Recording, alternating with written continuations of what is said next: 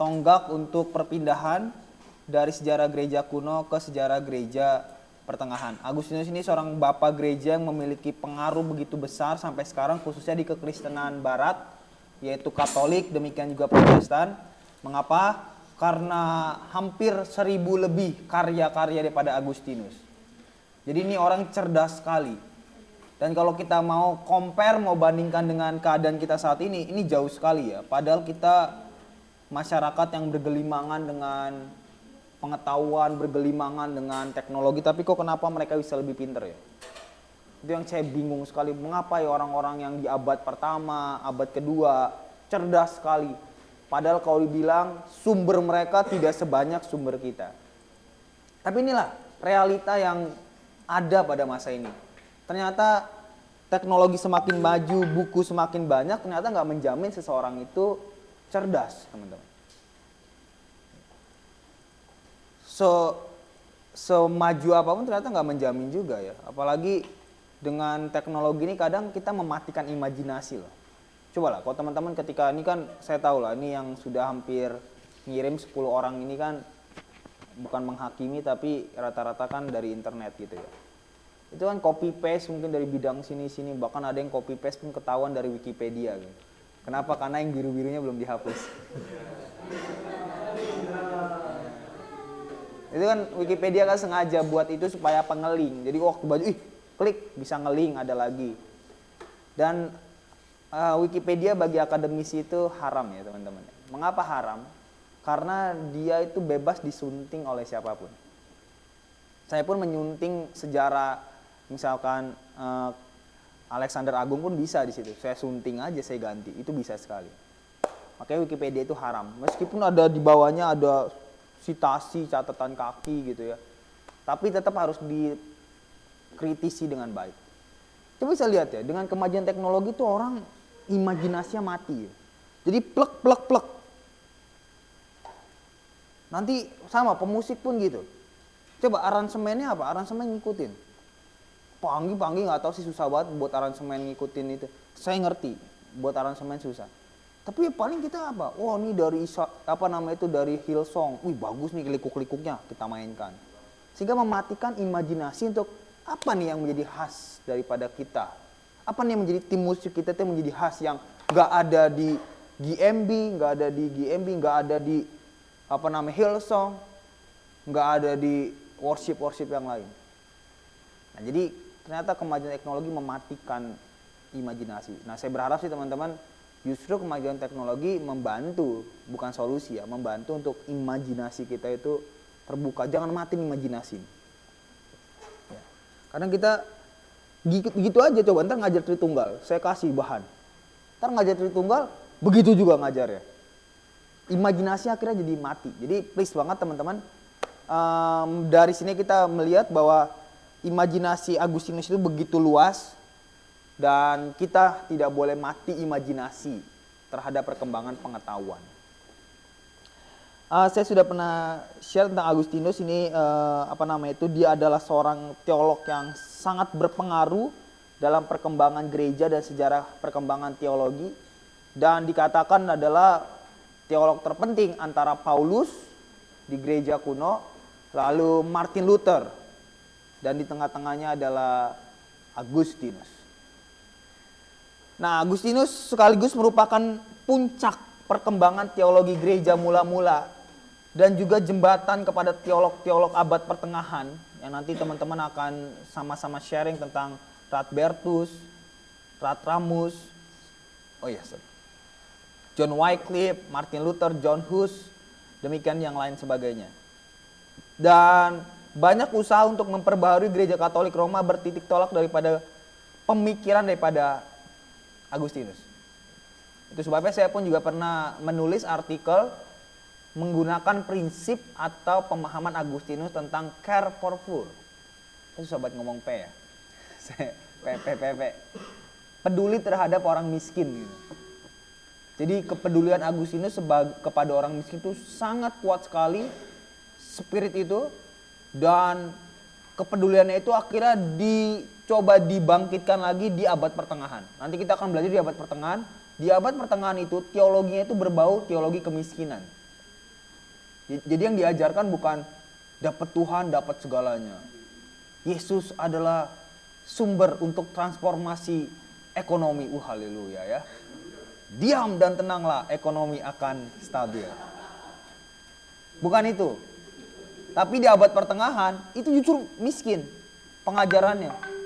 Lah, terus gimana Pak Bang Anggi yang benar? Tentu kita lihat realitas mengapa abad pertengahan mengajarkan kemiskinan. Karena waktu itu kemewahan begitu dikedepankan. Sehingga para teolog mengambil pemikiran daripada Agustinus tentang kemiskinan. Namanya Aurelius Agustinus. Dia tempat tinggalnya di Aljazair dulu ya. Dan nama ayahnya Petrus dan ibunya Monica. Nah, Monica ini memiliki pengaruh yang begitu besar sekali dalam kehidupan Agustinus. Itu sebabnya Uskup Ambrosius mengatakan bahwa anak ibunya ini yaitu Monica adalah seorang anak yang begitu banyak didoakan dengan mencucurkan air mata, mustahil akan binasa. Uskup Ambrosius sampai mengatakan demikian karena doa daripada Monica ibunya. Dan dia memiliki anak yang namanya adalah Adeodatus. Ya, itu kenapa bisa berisik seperti itu?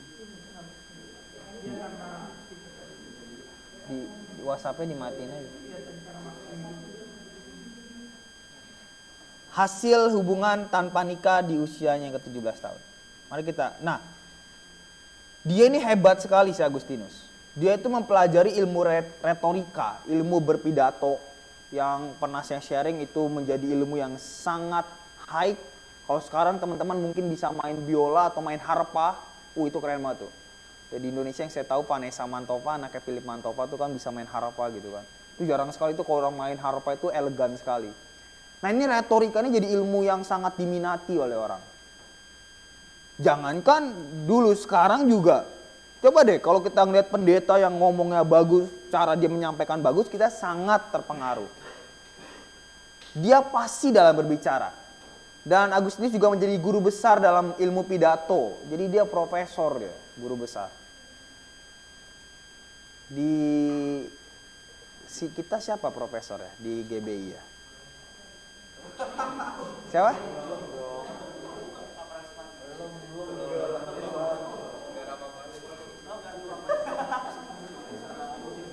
Pak Frans tidak. Profesor itu apa sih memang? Profesor itu sebagai jabatan fungsi, bukan gara-gara pinter. Jadi profesor di Indonesia itu untuk mendapatkan profesor, dia itu harus rajin penelitian, buat artikel dan lain sebagainya. Sepatumu mana? Basah juga. Kok bawa sendal? Sendal siapa itu? Kenapa nggak pakai sendal dulu baru pakai sepatu? Kenapa? Oh, oke. Iya. Karena bisa pakai sendal tapi sepatu basah, kenapa dia nggak pakai sendal dulu aja gitu? Baru sepatunya dimasukin. Tapi oke. Ya. Nah jadi untuk jadi profesor itu sebenarnya ada jenjangnya. Jadi kayak saya nih, saya sekarang dapat NIDN nomor induk dosen nasional. 2 tahun lalu saya mengajukan jabatan fungsi jadi asisten ahli, AA. Nah 2 tahun lagi saya memberikan nyalonin lah untuk jadi lektor. Lalu saya 4 tahun kemudian saya nyalonin lagi jadi LK, lektor kepala. Dan terakhir saya nyalonin lagi jadi profesor. Jadi ada tingkatannya panjang. Itu di Indonesia. Dan untuk mencapai profesor itu ada poin-poin yang dikumpulkan. Dari mana mendapatkan poin itu? Dari Tridharma perguruan tinggi. Contoh saya ngajar dapat 2 SKS, dapat 2 poin. Untuk jadi profesor membutuhkan 1000 poin. Jadi bisa bayangin seberapa panjangnya. Nah lalu bagaimana untuk menunjang lagi penelitian? Jadi kalau saya buat artikel, tulisan saya masuk ke internasional, saya dapat poin 20, poin 40. Saya nulis buku dapat poin 40. Kumpulin, ngajuin sana gitu. Tetapi itu sekarang. Dan untuk menjadi profesor sekarang banyak permainan. Apa? Artikel misalkan, tulis penelitian ilmiah. Udah nggak usah nulis siapa? Suruh mahasiswa nulis. Suruh orang lain nulis, cantum nama. Itu yang terjadi sekarang gitu ya di pendidikan kita. Tapi kalau dulu profesor benar-benar memang karena dia memiliki kemampuan yang signifikan. Bukan karena kumpul-kumpul poin tadi. Karena tadi saya bilang saya ngajar sampai Yesus datang dapat 1000 lama banget kan, 2 poin. Lalu saya pengabdian masyarakat. Kenapa? Gak kedengeran?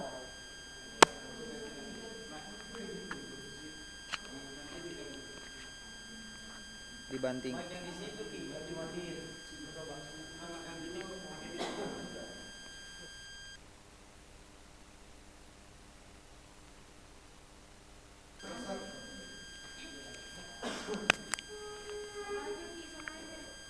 Sama aja. Tes. Tes.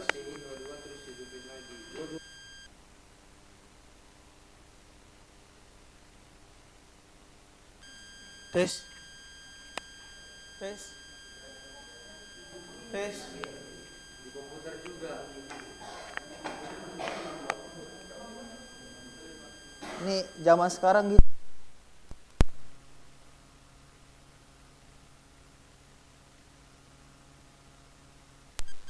Yang online bilang, siapa suruh online?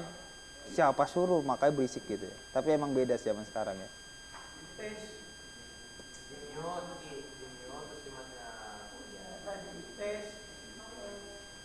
Sudah? Masih?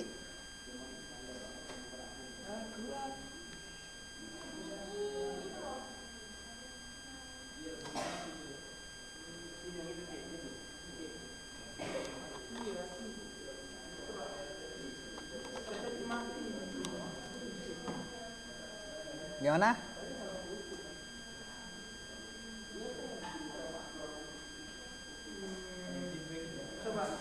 Cek. Coba Rizky, mic-nya itu kan di bawah power itu ada volumenya. Yang paling bawah ditekan.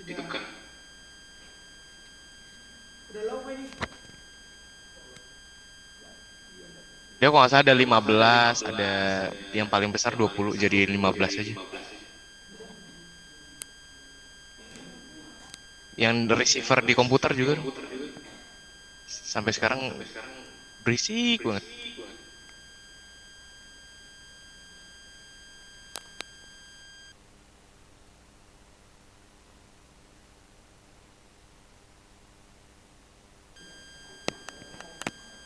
Oke. Udah, oke. Ya? Sudah? Sudah lebih baik? Tadi sih udah, cuma muncul lagi. Udah lah, nggak apa-apa Kak. Lanjut aja Kak. Oke. Ya, lalu dia menjadi seorang uskup di Hippo. Makanya kadang disebut sebagai Agustinus of Hippo sampai akhir hayatnya. Nah, beberapa hal yang menjadi pertobatan dia dari buku Hortensius menjadi pendorong buat Agustinus untuk mencari kebenaran. Jadi haus akan kebenaran. Dan kalau kata Skap bahwa bagaimana dia mengalami struggle dengan after truth. Jadi dia struggle setelah memahami kebenaran. Ini menarik ya. Jadi ketika dia mendapatkan atau diberikan kebenaran tentang realitas Allah, justru dia makin struggle.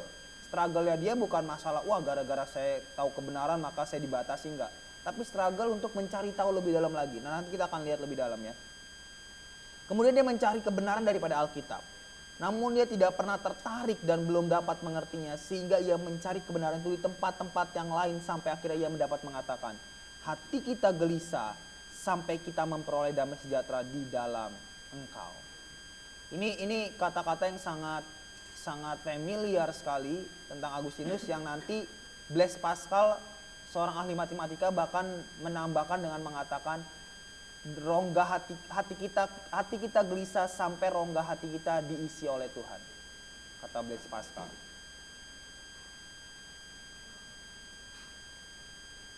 Nah, selama 9 tahun menjadi penganut Manism, ya Agustinus itu menjadi ketukmen. Namun ketukmen itu yang pernah saya bilang satu komunitas Kristen untuk seseorang diajari sebelum dia dibaptis. Namun apa itu?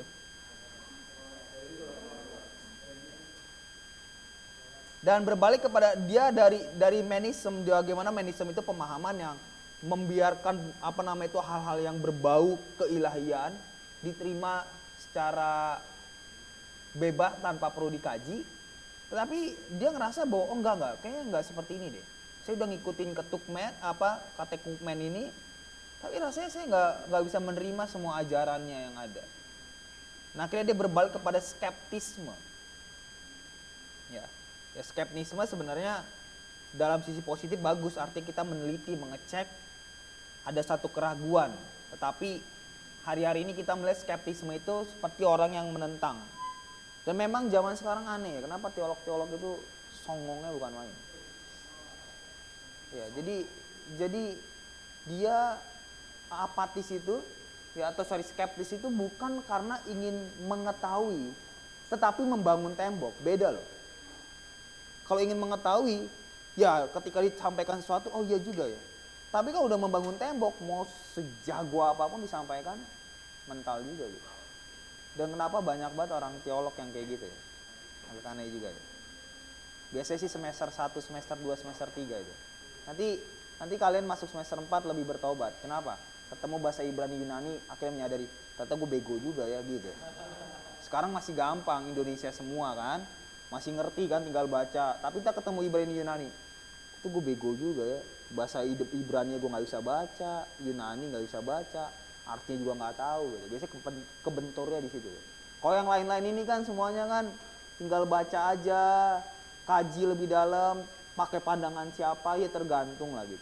Tapi ketemu bahasa tuh, waduh, hanya orang-orang yang jago bahasa tuh yang bisa mengerti. Nah, dia menjadi guru besar tadi di Milano dan penggagum dan pendengar khotbah-khotbah Uskup Ambrosius dan retorikanya. Ya, namun dia tidak tertarik dengan isi khotbahnya. Bisa lihat ya. Siapa pengkhotbah di chapel yang paling kalian sukai? Itu beneran suka sama dia?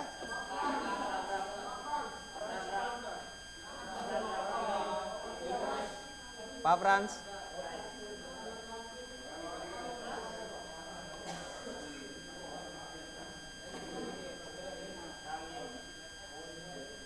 Kenapa?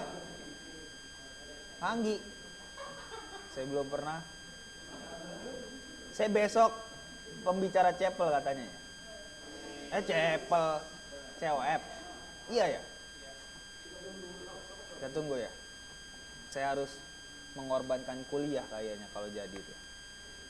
Nah, Agustinus ini suka dengan retorikanya, tapi nggak suka dengan isinya. Apakah benar dia nggak suka dengan isinya? Tentu tidak.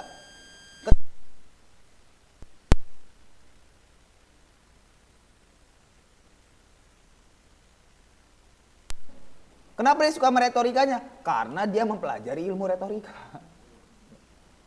Nah teman-teman, jadi pernah saya ngajar kelas selalu kayak gini. Saya setuju dengan Pak Anggi bilang, saya itu banyak nggak setuju sama pendeta karena isinya.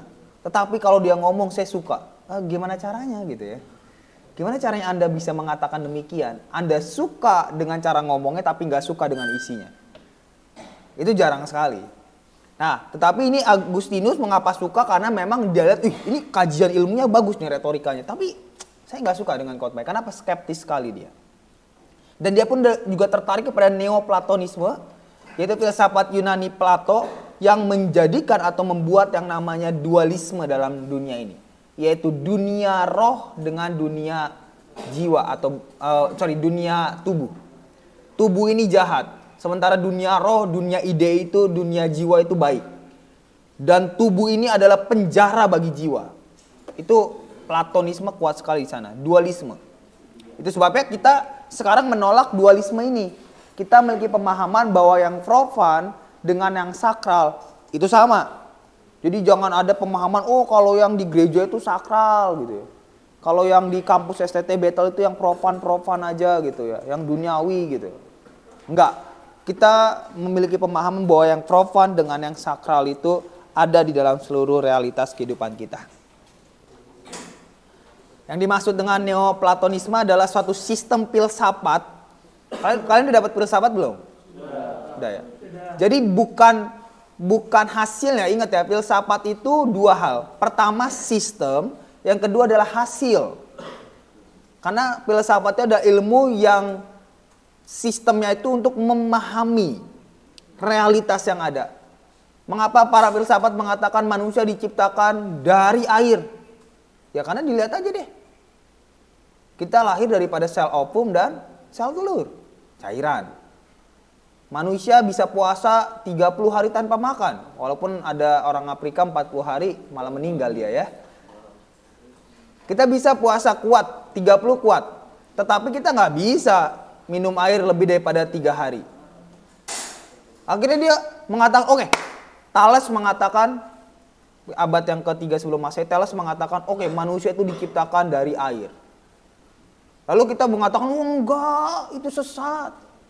Manusia itu diciptakan dari debu tanah dan Tuhan langsung yang membentuk. Lah, ini kan si Thales kan ngomong kayak gini karena dia memaknai kehidupan. Dan itulah filsafat, mencoba untuk memaknai. Dan tidak salah untuk kita memaknai kehidupan. Tapi kok kita pengkhotbah mengatakan sia-sia seseorang memperoleh pengetahuan dan memaknai kehidupannya. Ya baca dulu pengkhotbah dengan baik, Bambang gitu ya. Kadang kan pendeta gitu. Nah memang gini, pengkhotbah unik. Kalau yang lain-lain suratnya itu udah dibikin dasar dari awal. Dasar dari awal kayak misalkan kitab Amsal lah gitu kan. Dasar dari awal, takut akan Tuhan adalah permulaan pengetahuan. Udah, itu dasarnya kan. Jadi takut akan Tuhan, lalu ntar sisa-sisanya dijelasin. Wah. Tapi kalau pengkhotbah di ngomongin sia-sia, tapi endingnya baru dikasih tahu. Yang ono akan menjadi tidak sia-sia kalau ini kamu lakukan. Takut akan Tuhan juga. Jadi sebenarnya yang membedakan pengkhotbah sama Amsal, mereka kan sama-sama sastra hikmat ya. Amsal dari awal sudah dikasih tahu dasarnya, sedangkan pengkhotbah akhirnya. Nah, kebanyakan kita salah paham. Kita pikir sia-sia, makanya yang mencoba memaknai proses, oh sia-sia kamu. Ya, yang mencoba mencari pengetahuan, bahkan pengkhotbah mengatakan sia-sia belajar. Wah, itu kan kesukaan kita itu kan. Jadi maksudnya gini, sia-sia belajar, sia-sia mencari pengetahuan kalau kita tidak takut akan Tuhan. Itu bukan berarti sia-sia semua. Nah, jadi filsafat itu dua. Pertama sistem berpikirnya, memaknai. Yang kedua adalah hasilnya. Sehingga kita nggak bisa langsung tolak filsafat. Karena ketika kita berpikir sistematis, itu pun kita sedang berfilsafat. Nah, dia membangun sistem filsafat yang bercorak monisme. Yaitu Allah dipikirkan sebagai prinsip tertinggi, ya bahasanya adalah ultima causa, ultima being, yaitu penyebab satu-satunya yang menggerakkan kosmos. Ini kosmos lagi ramai sekarang, bukan cuma dunia world, tapi kosmos, alam semesta, dan kemajuan sejarah, dan dia di luar segala pemahaman manusia. Dia hanya dapat dikenal dengan cara menyebut apa yang bukan dia. Menyebut apa yang bukan dia. Sesuatu yang bukan dia, lalu kita kaji, maka dengan kita mengetahui sesuatu yang bukan dia, itulah dia. Agak pusing ya, itulah filsafatnya. Jadi untuk mengetahui Lasegar ini, gak usah bahas Lasegar, bahasa handphone. Oh ternyata main handphone, itu kok capek ya, ngebuat mata capek, sakit, udah itu aja. Yang ini gak usah dibahas gitu. Tapi pada akhirnya ketika kita membahas ini, kita tahu ini. Kira-kira gitu. Paham ya? Jadi kalau untuk membahas Lasegar ya kita bahas Lasegar kan? Lasegar itu untuk penyegar yang namanya sariawan gitu ya. Kalau haus minum kita tahu gitu ya. Oh kalian puasa Taurat di sini ya? Legalisme ya? Mengerikan sekali STT Battle. Di sini puasanya legalisme asrama ya, nggak boleh minum ya. Saya bilang lebih baik puasa nonton video porno di asrama tuh. Puasa nonton video porno, puasa ngomongin orang, puasa nyontek itu lebih berguna. Ya, ntar kalau mau bahas puasa kita bisa lebih dalam lagi ya. Nah teman-teman, jadi untuk memahami ini nggak usah membahas ini, membahas yang lain gitu. Nah ketika kita membahas yang lain, akhirnya kita bisa memahami ini. Itu kira-kira filsafatnya. Ya dengan berarti sesuatu yang kita dapatkan di sini tidak akan kita dapatkan di sini. Oke. Nah, Philip Schaff mengatakan bahwa tanpa keraguan, Neoplatonisme ini adalah hasil filsafat yang paling indah dan ada juga hubungan dengan iman Kristen. Nah, ini yang dihebatkan, dipahami oleh Agustinus. Nah, Platonisme adalah jembatan menuju pertobatan akal budi Agustinus. Karena dengan Platonismenya itu, Agustinus dapat melepaskan diri daripada konsep manicismenya dia dan skeptismenya dia. Terlalu menerima apa adanya ataupun juga terlalu skeptis. Dan akhirnya ini mengarahkan Agustinus kepada satu prinsip tertinggi. Tadi monisme itu, konsep monoteisme, satu-satunya Allah, dan juga kepada dunia yang tidak kelihatan. Sekali lagi bahwa Agustinus mulai mencari-cari kebenaran yang dapat dipegang dan diandalkan. Dan dia akhirnya mulai mempelajari Alkitab, khususnya surat-surat Paulus. Akhirnya dia menemukan ada penemuan besar perbedaan yang bisa diperdamaikan menurut Agustinus. Pertama, ajaran tentang kebebasan manusia dari ikatan-ikatan dunia oleh persatuannya dengan dunia rohani hanyalah dalam bentuk pemikiran yang indah. Telah diwujudkan dalam Kristus yang telah menjelma menjadi manusia. Jadi pemahaman yang katanya, wah kebebasan manusia dari ikatan-ikatan dunia ini dapat dipersatukan dengan dunia rohani. Jadi ibaratnya dosa akhirnya membuat dosa itu dikalahkan, yang akhirnya membuat manusia bisa memiliki hubungan dengan dunia rohani. Itu diramu oleh Agustinus bahwa hal itu baru ide, tetapi akhirnya itu menjadi satu kenyataan di dalam iman Kristen melalui inkarnasi Yesus. Yesus yang adalah dunia rohani menjelma menjadi manusia agar terjadi ikatan dalam hidup rohani. Lalu ada pertobatan akal budi hanya membawa Agustinus kepada kesukacitaan, dan ia sadar bahwa pertobatannya harus sampai kepada pertobatan batin. Jadi yang menjadi masalah adalah logika saya sudah terima bahwa filsafat itu baik, dan filsafat yang ada yang namanya diterima atau diterjemahkan di dalam iman Kristen, tetapi kok batin saya ini masih bergejolak ya. Ini dia doanya dia. Dia sadar bahwa Tuhan menuntun dia dalam pertobatan batin, tapi kok susah sekali ya. Khususnya dalam masalah percabulannya dia. Makanya dia pernah berdoa, Tuhan, kiranya Tuhan mau memperbarui hidupku, tetapi belum hari ini. Ini kalau anak-anak zaman sekarang bilang tobat mulai besok. Atau ada akun Instagram mengatakan apa, Ruben? Diet mulai besok. Ya, diet mulai besok. Itu kalau anut ya? Oh enggak ya? Enggak diet.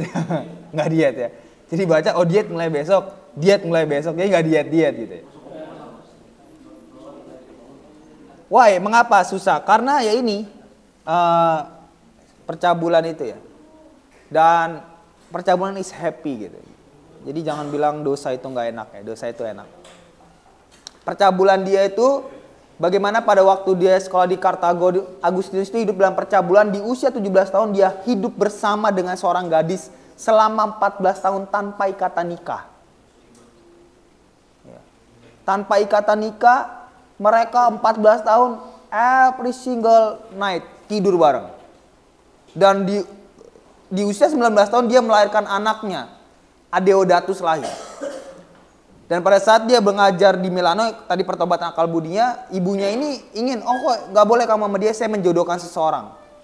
Tapi jodoh yang dijodohkan oleh ibunya masih usia di bawah umur juga, masih 14 tahun. Tapi Agustinus siap untuk yang namanya mengambil wanita yang disarankan ibunya itu. Nunggu sampai usianya cukup. Ini yang membuat Agustinus susah. Secara logika dia bilang yes, iman Kristen yang paling sempurna. Tetapi secara batin, tentu juga secara keinginan, desire, ini yang tidak ingin Agustinus buang. Sebab desire, keinginan itu adalah primal spiritualitasnya semua manusia. Ya, selagi manusia you pasti punya gairah seks gitu ya. Kalau ada di sini enggak bang, saya nggak ada gairah seks gitu. Agak gimana itu? Makanya saya acungin jempol sama orang-orang yang berani selibat, itu hebat. Berani selibat tetapi tidak jatuh dalam percabulan. Kalau selibat tetapi tiap hari ganti-gantian orangnya sama aja gitu ya. Sami mawon itu. Jadi boleh selibat. Hah? Boleh selibat. Tidak ada larangan untuk selibat. Tetapi harus tetap dalam menjaga kesucian hidup. Hebat bisa kamu ya? Ada? Bukan kamu tapi kan? Oh ya sudah. Itu kalau bisa hebat itu saudara. Tapi kalau mau jadi gembala jangan selibat Bapak Ibu. Bapak Ibu. Yang selibat itu rata-rata rasul kalau enggak penginjil. Kalau gembala selibat, lah siapa yang mendukung dia, menemani dia. Kalau bisa selibat silakan lah. Saya sih nggak mau lah, saya pengen nikah. Kalau boleh 7, saya 1 kali aja ya.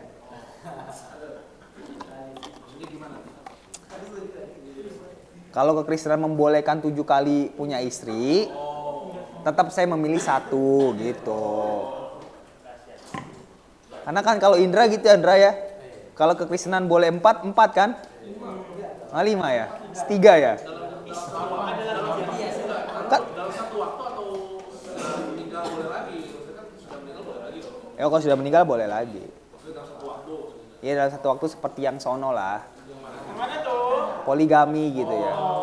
Karena mengapa saya bilang gini, ini kan orang mengapa bisa mau nikah berkali-kali atau nikahnya sampai poligami karena diizinkan oleh agama gitu. Ya, sebab agama memang tetap menjadi nilai tertinggi dalam kehidupan manusia, mengatur kehidupan manusia. Apa-apa coba deh. Emang Alkitab ngomongin apa? Rata-rata gitu. Emang di agamamu salah nggak sih kayak gini? Pasti ngomongin benar salah dari perspektif agama. Tapi kalau coba jujur-jujuran dari perspektif yang lain, misalkan dari perspektif psikologi, apakah ada wanita yang ingin dimadu? Kamu mau dimadu nggak? Bukan kamu, kok kamu? Masa kamu? Kamu dimadu. Siapa di belakangnya Indra? Siapa? Di belakangnya Rizky. Iya, kamu. Nggak mau? Om-om kaya loh. Dikasih Rubicon. Nggak mau ya? Dikasih Rubicon nggak mau ya? Ya. Kan sejujurnya selibat itu kan langsung konotasinya kan kurbo. Konotasinya langsung kurbo. Nah selibatnya makanya saya mau nanya dulu. Kalaupun selibat batasannya kan orang sekarang sekarang mengharapkan selibat sejujurnya kan kesenangan hari ini karena konotasinya buruk. Tapi kata tadi selibat boleh. Itu batasannya sampai mana? Batasannya? Ya selibat artinya tidak berhubungan seks sama sekali. Tapi hidup bersama. Tidak lah. Selibat itu artinya tidak menikah. Kalau hidup bersama itu namanya perzinahan, percabulan itu. Tapi sekarang bahasannya mungkin udah bergeser kali. Karena selibat udah di serumah tapi tidak koitus gitu. Tapi tidak melakukan hal, tidak bersenggama gitu. Itu gimana tuh? Itu bukan selibat. Itu bukan konsep selibat. Konsep selibat itu seperti hah? Ya bisa sih itu. Ya kumpul kebo itu satu. Jadi itu termasuk gengnya percabulan itu. Karena kan percabulan kan adalah tindakan dosa seks sebelum nikah, perzinahan sesudah nikah gitu ya. Itu gengnya itu. Kalau saya serumah tapi tidak melakukan apa-apa, aman berarti ya. Mengapain? Tinggal bareng aja, punya tempat bareng gitu. Iya mengapain? Cuma itu karena ada daripada dia ngekos.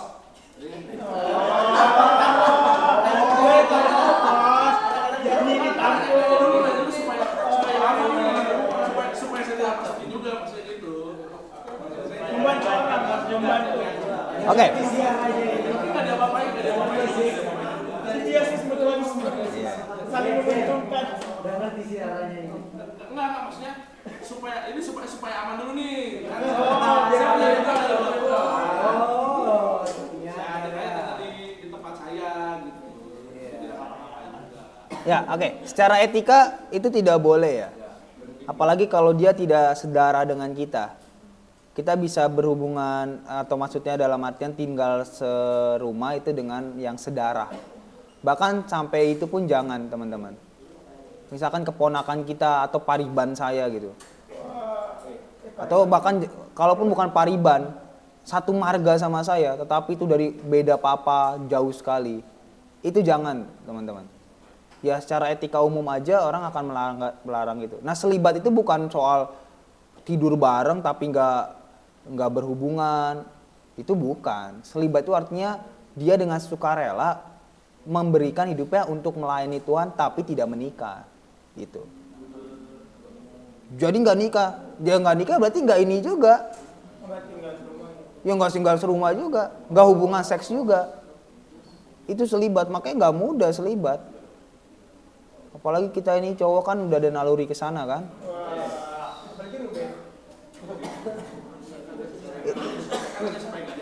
Iya. Nggak jatuh lagi. Udah jatuh berarti. Oh. Ya. Oke ya, jadi kalau teman-teman ada yang selibat, nah selibat itu pertama memang pilihan, benar-benar pilihan. Yang kedua emang ada karunia ya. Ada yang bilang pertama karena Tuhan pilih karunia. Sorry, mohon maaf. Yang pertama itu pilihan, bukan karunia. Pilihan. Karena gini, jodoh itu bukan di tangan Tuhan, di tangan kita. Kita bukan kayak orang Islam, jodoh itu takdir. Cerai takdir, nikah lagi takdir, ya kagak. Enak aja. Jodoh di tangan kita, ya kan, di hati Tuhan. Tuhan yang merestui. Jadi kalau kita nggak mau nikah itu pilihan. Yang kedua memang dikhususkan, tetapi yang kedua ini karunia ini bisa kita bantah dengan mengatakan enggak, aku harus punya pasangan. Tapi yang ketiga bisa orang selibat karena nggak laku gitu ya. Enggak. Itu. Gua nggak ngomong itu ya. Mau ngomong itu. Ya, mau nanya silakan. Kenapa kamu selibat gara-gara nomor 3? Ya. Tadi kan dibilang pilihan sendiri karena memang tidak mau menikah. Menurut pandangan kakak tuh gimana dengan orang-orang yang dia tuh nggak mau nikah, maksudnya memang udah sampai gede tuh nggak akan mau nikah gitu. Memang nggak mau, hidupnya tuh kayak pengennya sendiri aja nggak mau nikah. Itu menurut kakak gimana? Sedangkan kayak dibilang kan di ayat itu dia terus beranak cucu lah dan bertambah banyak. Kan manusia diciptakan berpasang-pasangan seperti apa itu? Ada berapa wanita di sini? Enggak, serius, jumlah wanita berapa? Laki-lakinya berapa? Gimana berpasang-pasangannya? Hah? Terus kalau dibilang manusia berpasang-pasangan, lah itu berarti yang ada poligami itu mengurangi jatah saya dong. Jadi enggak, kalau dibilang manusia pasti berpasangan tidak. Nah memang gini, teman-teman ada 2 mandat. Pertama mandat budaya, kedua mandat amanat agung. Mandat budaya itu Kejadian pasal 27 sampai 28, beranak cuculah. Dan kejadian mandat amanat agung itu adalah Matius 28 ayat 19 sampai 20. Nah, memang kita lebih condong ke sini mandat daripada amanat agung. Padahal ada mandat budaya. Tetapi mandat budaya ini harus dipahami juga secara kontekstual pada masa itu. Kata beranak cuculah itu bukan suatu mandat yang harus terus dilaksanakan. Karena kalau kita lihat konteks pada masa itu, ada berapa manusia saat itu? Berapa? Jawabannya sedikit biar aman ya. 1 lah. Kalau Anda bilang banyak berarti Anda mengatakan nenek moyang kita bukan Adam dan Hawa loh. Karena ada yang bilang kayak gitu. Gitu kan ya. Jadi sebelum Adam sudah ada orang lain yang ada gitu ya. Dan tapi kita mengambil nenek moyang kita Adam loh. Berarti kan bukan Adam sebagai nenek moyang segala bangsa. Nah jadi mandat budaya ini adalah mandat yang memang harus dilakukan pada masa itu. Bisa tidak dilakukan pada masa ini. Mengapa? Karena pada masa itu hanya Adam doang. Bagaimana dia untuk bisa mengatur dunia yang luas ini. Mengatur Taman Eden. Maka dibutuhkan orang lain. Maka disuruh beranak cuculah. Oke? Jadi beranak cucu di sana itu memang suatu mandat budaya, tetapi mandat budaya itu berkaitan dengan konteks masa itu di mana manusia sangat sedikit. Loh berarti sekarang ganti dong mandat budayanya. Berarti nggak boleh lagi beranak cucu. Mati dong itu. Nah itulah makanya mandat budaya itu diterjemahkan di mandat amanat agung. Beranak cucu di sana tidak harfiah hanya anak cucu secara jasmani. Sehingga kalau ada orang zaman sekarang nggak menikah, dia tidak melanggar sana. Inilah juga yang diambil oleh orang-orang Katolik, para biarawan yang memberikan hidupnya untuk tidak menikah. Untuk apa? Untuk memfokuskan diri untuk hal kekekalan. Tapi mereka Paulus bilang nggak mudah. Ya pada akhirnya kita tahu juga lah. Ya teman-teman kan bisa lihat lah, ini skandal yang secara umum di Katolik kan. Biarawannya, apalagi kalau misalkan biarawatinya itu jadi guru. Wah. Apalagi jadi dosen. Wah. Ada mahasiswa, sini kamu mau nilai bagus nggak? Ya. Hah? Gak usah dilanjutin ya.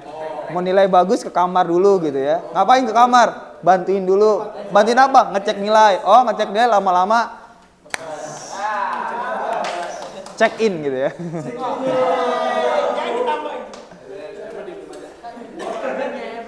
Jadi memang selibat nggak mudah. Tapi kalau ada orang yang mau ngambil selibat, itu ditunjukkan bukan karena dia anti dengan laki-laki atau anti dengan perempuan. Tetapi ketika dia mengambil selibat adalah supaya dia memfokuskan dirinya untuk pekerjaan Allah. Itulah yang tadi saya katakan, mengapa gembala tidak boleh selibat. Karena dengan selibat justru bukan membuat dia semakin fokus. Semakin sulit. Lagi mana kalau yang dilayani adalah wanita. Coba, atau enggak yang dia layani adalah seorang yang lesbian. Saya pernah diajak gitu. Kak, saya pengen konseling kak, saya lesbi, diceritain semuanya. Kak, ayo kak ke kosan saya. Lah. Oke, dia bilang, Bang Anggi kan dia lesbi, Bang Anggi gak suka sama Bang Anggi. Nanti dulu. Dia bisa saja tidurin saya. Ini teman bilang, enak Bang Anggi. Wah, saya rusak nama saya. Masalah sejarah gak bisa diubah, bos. Ya walaupun ada kasih karunia Tuhan. Dianya enak-enak. Mengapa? Karena dia sudah sangat benci dengan laki-laki, khususnya papanya, sehingga dia mengatakan, semua laki sama. Ya jadi kalau ada yang zaman sekarang mau tidak menikah, pastikan bukan karena dia benci atau ada alasan lain karena mungkin dia kepahitan. Pastikan karena memang dia ingin memfokuskan diri kepada Tuhan. Ini dulu khusus Kristen ya. Kalau soal agama yang lain nggak mau nikah, itu tentu mereka punya pemahaman lain. Ya sama juga lah, biksu-biksu itu pun nggak nikah pun emang tujuan untuk memfokuskan. Dia orang yang nggak nikah itu arahnya ke sana. Bukan karena semata-mata nggak laku lah, apalagi benci lah, nggak mau kecewa lah, nggak punya uang lah. Ya soal nggak punya uang mah blak nikah di pinggir jalan juga kelar gitu ya. Yang penting ada penghulu, sah. Udah. Ya, jadi kalau ada yang mau selibat, makanya saya mau bilang keputusan yang hebat sekali gitu. Ada yang mau selibat di sini?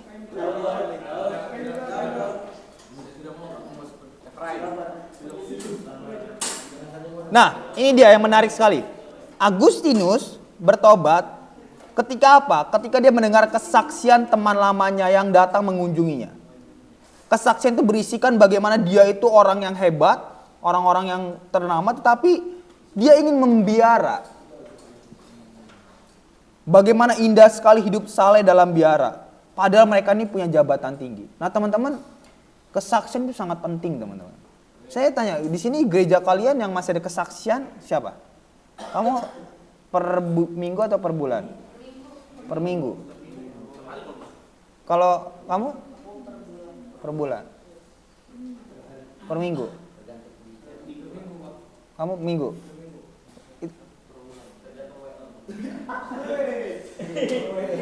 Enggak, coba jelaskan tergantung WL itu gimana tuh?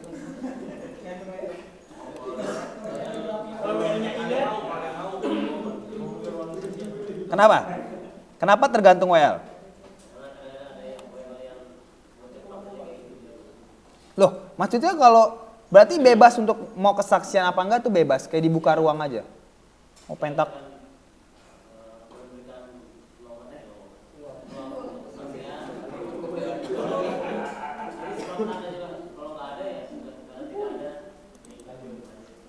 Kamu gerejamu Pentakosta banget ya?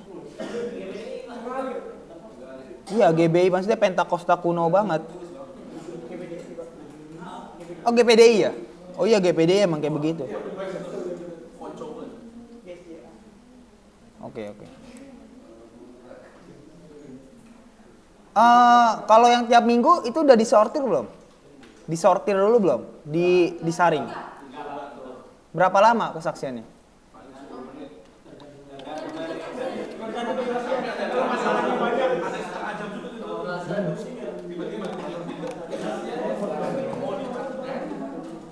Nah, teman-teman, saya berharap dari sini teman-teman mengusulkan untuk kesaksian ada di gereja, teman-teman.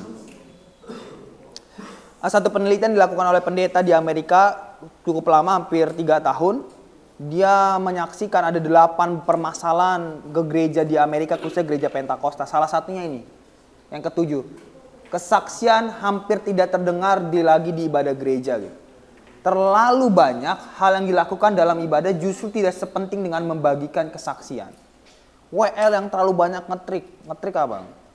Apa salto gitu ya? Tahu salto? Wow. Tanya apa arti wow? Gitu wow aja gitu. Jadi terlalu banyak waktu dihabisin untuk hal yang nggak esensi.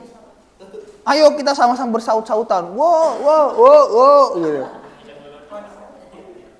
Jadi banyak sekali dilakukan itu yang tidak sepenting daripada kesaksian. Saya berharap teman-teman usulkan ya. Waktu gereja saya kena COVID, itu kesaksian berhenti. Lalu saya bilang, Pak, lakukan lagi Pak. Akhirnya dibuat memang tidak seperti dulu setiap minggu, tetapi sebulan sekali. Dan itu dibuat rekaman video, itu lebih bagus.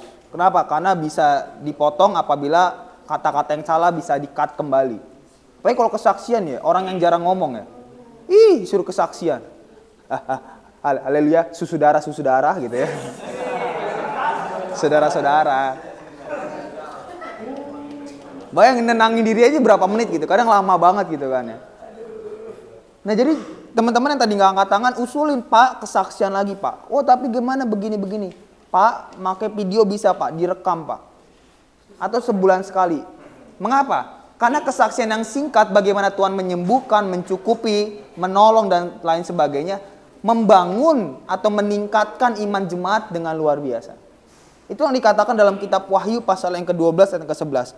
Dan mereka mengalahkan dia oleh darah anak domba dan oleh perkataan kesaksian kita. Karena mereka tidak mengasihi nyawa mereka sampai ke dalam.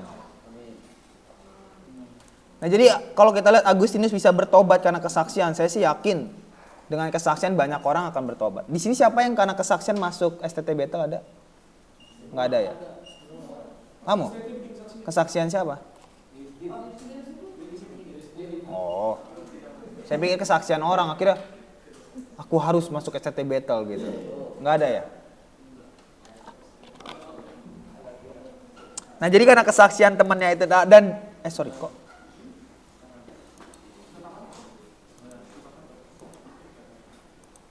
ya. Nah akhirnya melihat kesaksian itu dia begitu malu dan bingung. Akhirnya dia keluar ke rumah dan berdoa. Dia bilang, Tuhan berapa lama lagi ya Tuhan? Berapa lama lagi engkau marah? Jangan ingat akan dosa-dosa saya pada waktu masih muda. Berapa lama? Berapa lama? Besok? Mengapakah tidak hari ini? Mengapakah tidak sekarang? Mengapakah tidak pada jam sekarang ini engkau menghentikan kemalanganku? Kemalangan daripada Agustinus bukan karena dia miskin secara uang, bukan karena dia dianiaya, tapi kemalangan adalah karena dia belum mengalami pertobatan batin itu.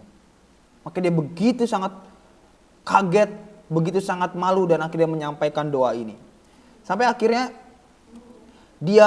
Tuhan menjawab dengan apa? Ketika dia keluar lalu ada anak-anak kecil lagi main, lalu anak kecil itu bilang, nih ambil dan bacalah. Dan apa yang dibuka dalam ayat itu, di dalam kertas itu ada tulisan dari Roma pasal 13 ayat 13 sampai 14. Coba Indra baca Indra. Roma pasal yang ke-13 ayat 13 sampai yang ke-14.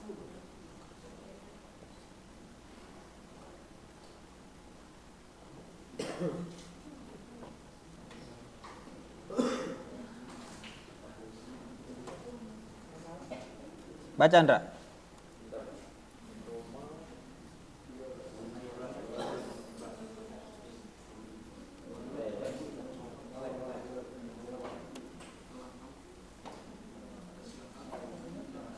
Roma 13 ayat 13. Marilah kita hidup dengan sopan seperti pada siang hari. Jangan dalam pesta pora dan kemabukan, jangan dalam percabulan dan hawa nafsu, jangan dalam perselisihan dan iri hati, tetapi kenakanlah Tuhan Yesus Kristus sebagai perlengkapan senjata terang, dan janganlah merawat tubuhmu untuk memuaskan keinginan. Ayat ini tepat sekali yang akhirnya membuat Agustinus bertobat. Dari situ akhirnya meyakini bahwa dia memperoleh bukan hanya pertobatan akalnya, tapi pertobatan batinnya. Akhirnya dia melakukan yang namanya pertobatan dan dia ceritakan kepada yang lain. Dan lihat, dia pulang, dia jual warisannya semuanya. Inilah makanya dia dikatakan sebagai seorang yang peduli, care for poor. Dia jual warisannya, dia bagikan kepada orang miskin. Dan akhirnya dia dibaptis bersama putranya. Ya. Kenapa? Karena ya putranya sudah mulai dewasa dan dia dibaptis bersama putranya. Inilah pengalaman pertobatan daripada Agustinus yang akhirnya mempengaruhi seluruh kehidupan dia, termasuk teologinya. Akhirnya dia begitu sangat aktif membaca, sangat aktif menulis, sehingga begitu banyak karya-karya yang diwarisi oleh Agustinus sampai saat ini. Pertanyaan juga buat kita, kira-kira karya apa yang kita warisin ya buat generasi selanjutnya. Oke, ada pertanyaan teman-teman, dan dari sinilah akhirnya kita masuk kepada sejarah gereja abad pertengahan. Ada pertanyaan teman-teman? Tidak ada? Ya silakan Ari. Sebelum Agustinus ini menyeleweng atau ya mengikuti apa tadi Pak? Mancinisme ya? Ya. Sebelum dia menyeleweng ke situ, apakah dia belum berpengaruh? Apakah? Dampaknya dia. Apakah dia belum berpengaruh? Sudah, dia sebagai seorang profesor atau guru retorik itu. Dia sebagai guru retorik, jadi memang dia dari awal dari sononya sudah emang orang hebat sih, kita harus akui. Itu yang pernah saya bilang sama apakah di sini ya, bahwa nggak bisa dipungkiri bahwa masa lalu kita dalam artian kemampuan kita sebelumnya itu mempengaruhi keberhasilan kita, nggak bisa dipengaruhi. Walaupun memang di dalam Tuhan siapapun bisa dipakai, ya sayalah. Tapi yang orang kaya dari kecil punya banyak kemampuan itu kalau mereka percaya Tuhan itu dampaknya lebih besar sekali tuh. Ya kayak contoh lah si Mario itu kan. Itu kalau Mario sungguh-sungguh sama Tuhan tuh, oh itu jauh lebih berdampak daripada kita, dia punya Rubicon gitu ya. Atau David, apabila David dan juga Jonathan balik lagi jadi orang Kristen, dia kan dulu orang Kristen toh. Itu berpengaruh banget, dan lihatlah sekarang. Ketika dia mualaf 3 tahun lalu menjadi Islam, pengaruh nggak? Berpengaruh. Bapaknya pengurus besar Ansor Pusat loh. Sama deh. Ini kalau Habib Rizik gitu ya. Itu kalau Bibip bertobat tuh, maju ke Kristenan. Sama juga Paulus, gara-gara dia bertobat, maju ke Kristenan kan. Nah jadi memang dia dari sebelum dia ikut percaya Yesus sungguh-sungguh, dia sudah orang yang berpengaruh. Dan masuk lagi percaya sama Yesus, lebih berpengaruh lagi. Lalu gimana kalau saya yang hidupnya so-so aja gitu ya, santai-santai aja gitu. Bisa tentunya kita berpengaruh. Tapi pertanyaannya besok saya akan sharing juga di CWeb. Sebenarnya apa juga pemahaman kita tentang sukses yang akhirnya membuat kita ingin menjadi orang yang berpengaruh. Oke, ada pertanyaan yang lain teman-teman?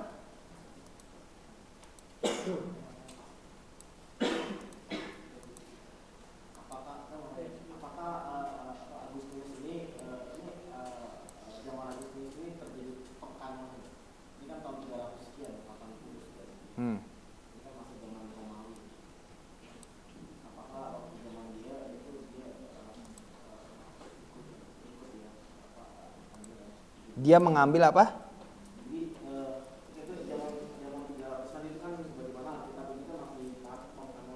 Nah,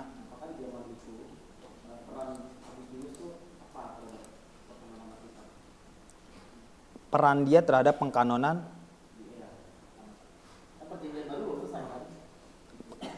Perjanjian baru selesai tahun berapa?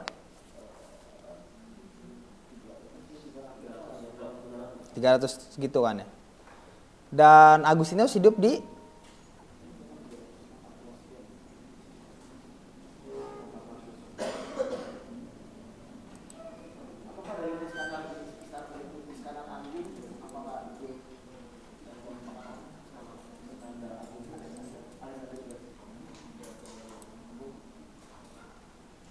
Alexander Agung berapa?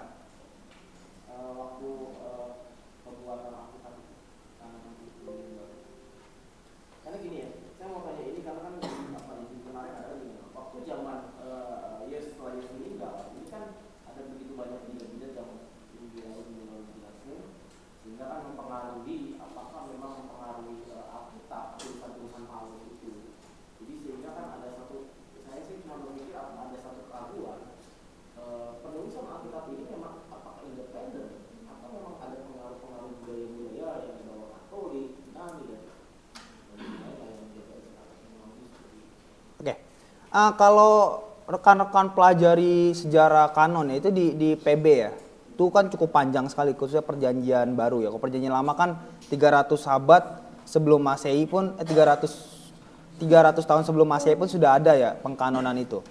Nah, kalau dilihat pengkanonan Alkitab ini, Agustinus sebenarnya lebih kepada mencatat gitu ya. Jadi si Jerome, kalau teman-teman ingat Bapak Gereja Afrika Jerome ya, dan itu Agustinus juga ada di dalamnya, itu lebih mencatat tentang 27 kitab perjanjian baru itu. Jadi dia sudah dalam bentuk 27 kitab perjanjian baru itu.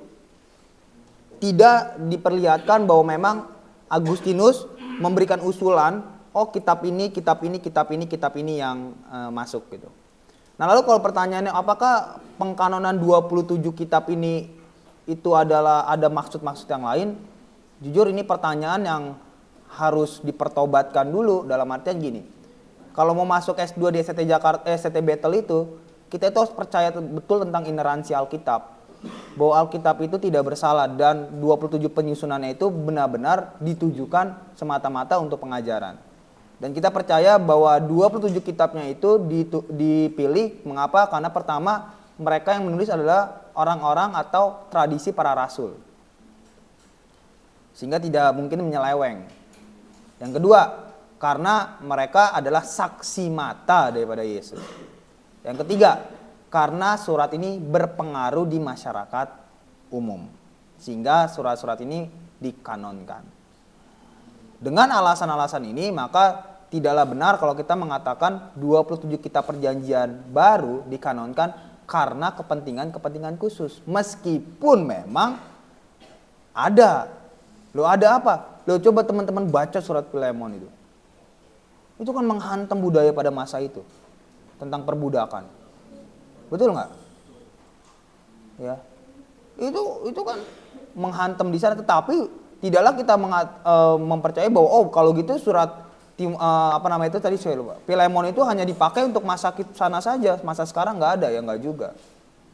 Nah, tapi kita meyakini bahwa ke-27 kitab itu berangkat bukan semata-mata untuk menghantam situasi masa itu, tetapi tujuannya adalah cukup untuk pengajaran Kristen, khususnya membuat benang merah dari Kejadian sampai Wahyu bahwa ini adalah karya keselamatan Allah yang ditunjukkan bagi manusia melalui pribadi Yesus Kristus.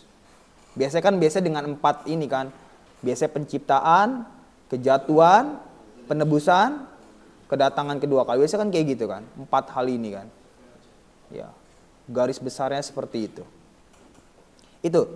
Jadi itulah yang membuat Alkitab kita itu nggak seperti koran yang hanya bisa dipahami dalam konteks pada masa itu. Jadi kalau misalkan ada pendeta yang bilang, wah konteks masa itu kayak gitu, masa kini nggak kayak gini. Lah terus Alkitab buat apa gitu? Kelar lah Alkitab kita ini nggak bisa dipakai toh. Aduh, masa lalu semua itu. Ya paling-paling kitab Wahyu ada nubuatan kan. Zaman sekarang gimana? Gitu ya. Mungkin ada kontekstualisasi boleh. Makanya Pentakosta membuat sistem atau membuat hermeneutik teks, konteks, kontekstual gitu. Tapi bukan berarti Alkitab hanya dipahami secara konteks masa kita. Orang-orang Injili yang kayak gitu biasanya. Makanya kalau teman-teman belajar khotbah, Ada khotbah namanya khotbah ekspositori, itu susah sekali itu. Ya. Hanya mengupas di sana tapi implikasinya apa ya gitu. Yang penting ekspos aja lah, implikasinya cari sendiri gitu ya. Oke, ada pertanyaan lain teman-teman?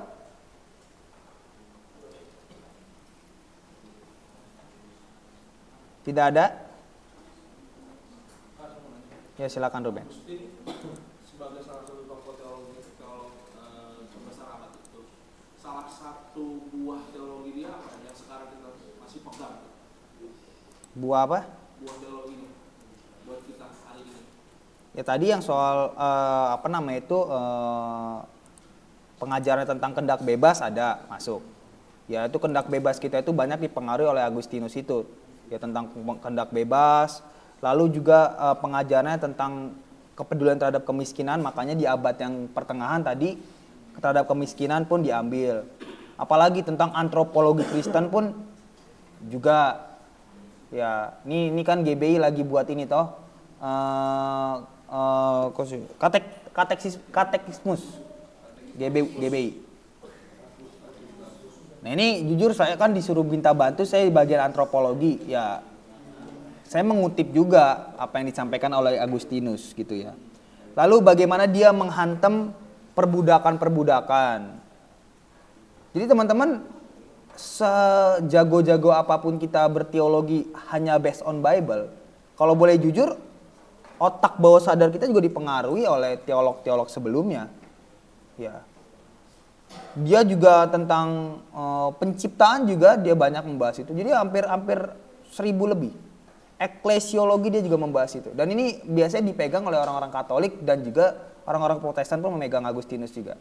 Ya, bagaimana sakramen-sakramen apa yang dipakai gitu. Ya ini kalau kita kan memegang sakramen ada berapa? Ya 2 kan. Dan kita tahu bahwa sakramen yang 2 ini sangat penting sekali, di mana ini sangat sakral. Ini hampir sama juga dengan pemikiran-pemikiran Agustinus. Lalu tentang eskatologinya juga ada, dia memiliki pemahaman daripada eskatologi dan seperti dia itu percaya amilenialisme.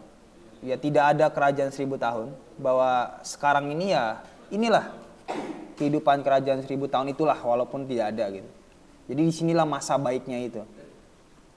Dan ini kan ya mungkin bagi Pentakosta enggak, tapi bagi orang-orang Reform khususnya Calvin itu dipegang. Calvin memegang amilenialisme berpengaruh atau terpengaruh daripada Agustinus itu. Jadi banyak sekali, tergantung dari sisi mana aja kita mau bahas itu. Agustinus itu. Makanya yang pernah saya bilang ya teman-teman, kalau mau buat ajaran, coba cek bapak-bapak gereja ngebahas apa dia. Ya, salah satu yang banyak dirujuk adalah Agustinus, walaupun bukan hanya Agustinus ya, banyak juga bapak gereja lain yang memiliki pengaruh yang banyak. Itu.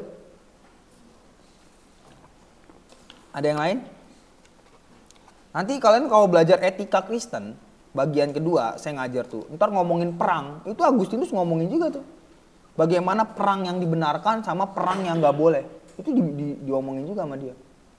Jadi kalau ntar juga belajar etika Kristen bukan hanya dari Alkitab saja, oh ayat ini ngelarang enggak, tapi apa sih kata Bapak gereja itu bisa dipakai termasuk ketika perang. Menurut Agustinus bahwa perang itu bisa dilakukan apabila, bayangin pada masa itu kan kita tunduk-tunduk aja, dan memang waktu itu kan gereja sudah dibawa kekaisaran Romawi juga kan. Tapi dia memperbolehkan perang gitu ya, apabila perperangan atau bangsa-bangsa yang melawan Romawi itu melakukannya atas dasar dosa kata dia. Atas dasar dosa dalam artian mereka menyerang kita untuk melakukan tindakan-tindakan seksual. Bukan perang yang memang sudah resmi. Wah itu bisa dilawan tuh. Gitu ya. Maksudnya kita bisa ngelawan untuk berperang dengan suku atau berperang dengan lawannya. Itu Ruben. Ada yang lain teman-teman? Tidak ada? Oke, saya sedikit sharing tentang abad pertengahan. Nanti bro siapa? Bro ya, itu boleh itu ya. Nah, lebih panjang lagi teman-teman, di gereja abad pertengahan teman-teman akan banyak ketemu dengan, oke boleh masuk. Ya, di abad pertengahan ini teman-teman akan banyak ketemu dengan pengaruh Islam. Di dalamnya juga ada perang salib.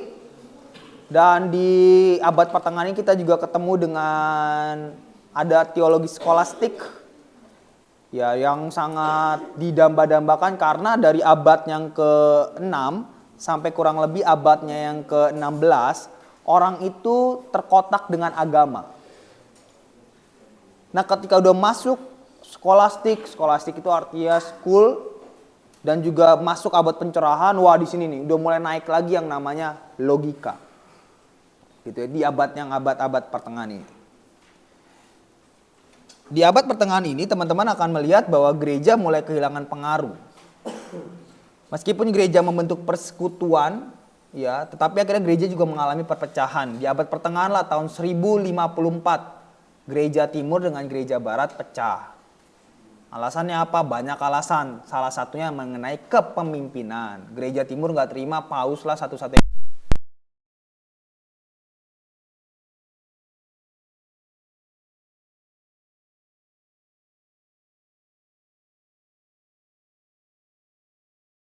yang berbahasa Latin. Lah kami kan beda budayanya gitu. Ya saya ngerti juga sih kenapa gereja timur itu nggak setuju Paus sebagai yang utama. Saya bayangin lah teman-teman. Saya khotbah di Jawa sama khotbah di Medan saya samain. Lah ini kan beda gitu. Dan ini gereja dan perkembangan kepausan, gereja dalam penghambaan kepada negara. Lihat tadi gereja terbagi. Lalu ada monatisisme dan reformasi Cluny, gereja membuat upaya untuk membebaskan dirinya, dan nanti kita akan lihat lebih dalam lagi bahwa sampai gereja dikacaukan dari dalam. Nah, di abad pertengahan ini kita mulai melihat bahwa gereja mulai kehilangan pengaruh. Tirai dibuka dan memperlihatkan pemandangan bencana. Pada masa kini Kekaisaran Romawi mengalami gempuran yang tajam dari bangsa-bangsa lain. Jadi perebutan wilayah itu sangat kuat pada masa itu. Ada bangsa-bangsa barbar, ya, suku Ostrogot, bangsa Persia, suku-suku Jerman, ya, yang berasal dari bangsa Aryan atau Indo-Eropa. Ini kan bangsa Aryan, ini kan bangsa yang kuat. Makanya si Hitler kan ingin membuat satu peradaban baru tentang bangsa Aryan. Makanya dia mengambil gen-gen terbaik daripada orang-orang Yahudi. Demikian juga ada orang-orang Arab yang menaklukkan beberapa provinsi di bagian timur Kekaisaran. Nah, inilah sang nabi yang lahir dan mendirikan kelompok itu. Gitu.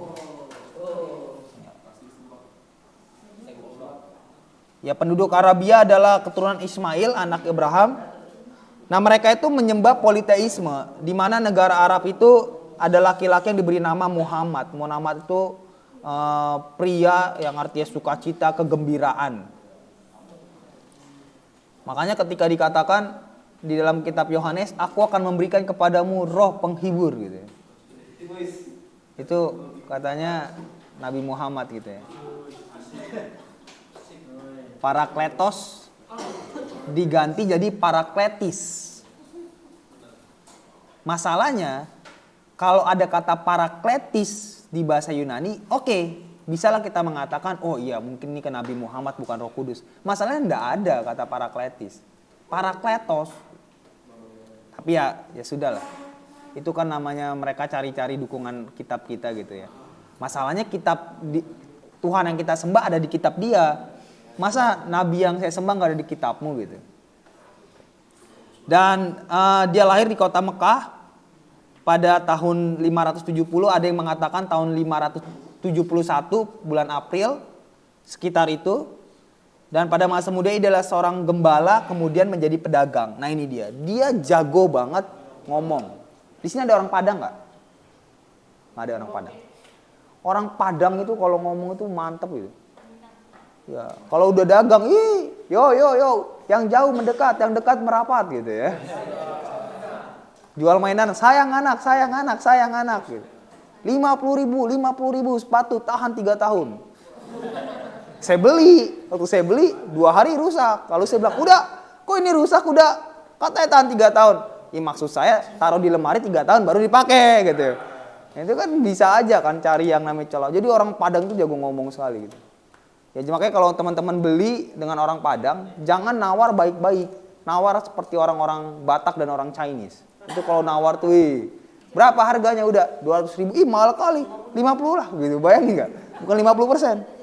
Kalau teman-teman nawarnya 175 lah, itu masih murah banget, nggak dapat.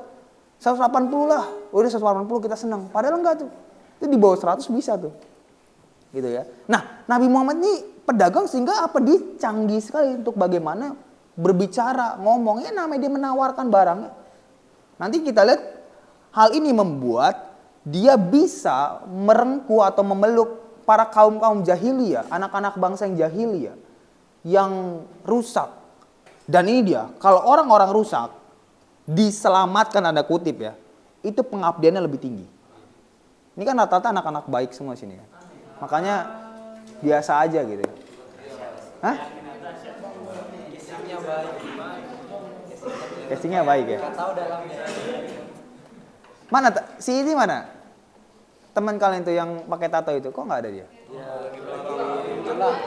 Jenguk istri sama anak. Oh, juga istri sama anaknya?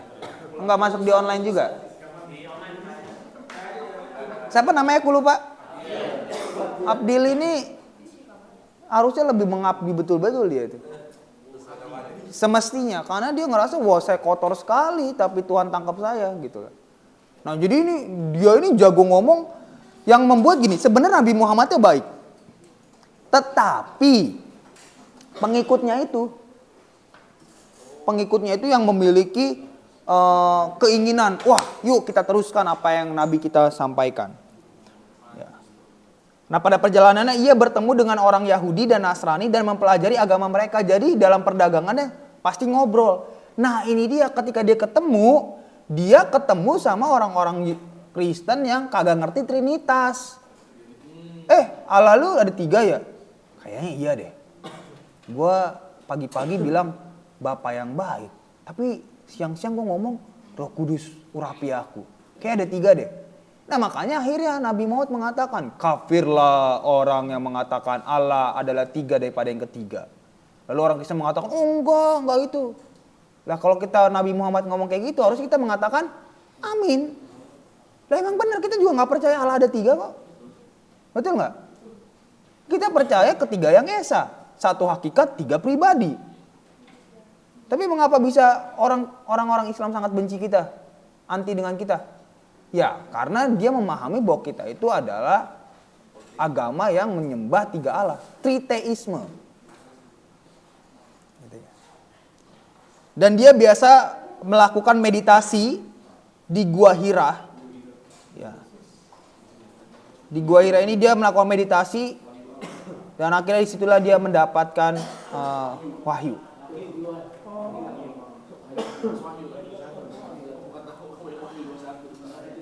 Jadi malaikat Jibril datang untuk menyampaikan wahyu pertama kepada beliau dan mengatakan bacalah dengan menyebut nama Tuhanmu yang menciptakan. Dengan turunnya wahyu tersebut Nabi Muhammad sah dipilih menjadi rasul. Ini Allah Subhanahu wa taala.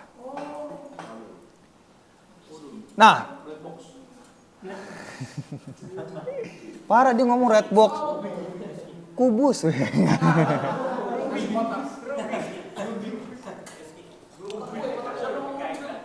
Nah, disinilah ketika dia dipilih sebagai rasul, tugas rasul adalah menyampaikan.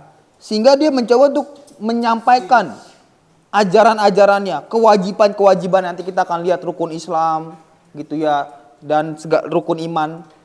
Maka sejak itu Nabi Muhammad bertekad untuk melaksanakan tugasnya, mengabarkan ajaran Islam yang damai katanya kepada seluruh dunia. Nah pada awalnya beliau hanya mengajarkan kepercayaannya tersebut pada orang terdekatnya secara tertutup. Tetapi mulai terbuka. Namun lihat, apa yang dialami Nabi Muhammad dialami juga oleh Yesus. Atau lebih tepatnya, apa yang dialami oleh Yesus dialami Nabi Muhammad. Mengapa? Karena dia pun ditolak oleh sukunya, kaum Quraisy. Nah gak heran ya zaman sekarang kok bisa ya. Oh kalau kita di STT Battle gak dihormati gitu. Tapi kalau kita di STT lain dihormati. Itu karena memang itu begitu. Di gereja kita gak dihormati. Tapi gereja lain oh silahkan gitu. Dan memang kenyataan dunia memang begitu teman-teman. Jadi kalau kamu mengharapkan, oh saya dihormati di sini karena, saya pindah gereja karena saya di sini dihormati. Karena you baru pindah gereja 1, 2, 3 bulan. 10 tahun di sana. Kalau nggak berkarya apa-apa, makin gak diur. Nggak usah, itu 6 bulan aja ya. 6 bulan aja.